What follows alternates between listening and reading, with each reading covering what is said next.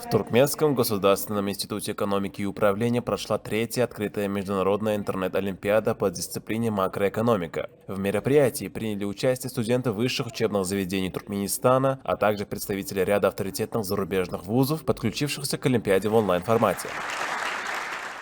В интеллектуальном состязании приняли участие 120 студентов, 62 из вузов Туркменистана и 58 из ведущих зарубежных учебных заведений, представляющих Россию, Армению, Беларусь, Таджикистан, Узбекистан, Германию, Казахстан и Кыргызстан. Среди зарубежных участников представители таких престижных учебных заведений, как Академия народного хозяйства и государственной службы при президенте РФ, Поволжский государственный университет сервиса, Национальный исследовательский университет Высшая школа экономики, Казанский федеральный университет и другие.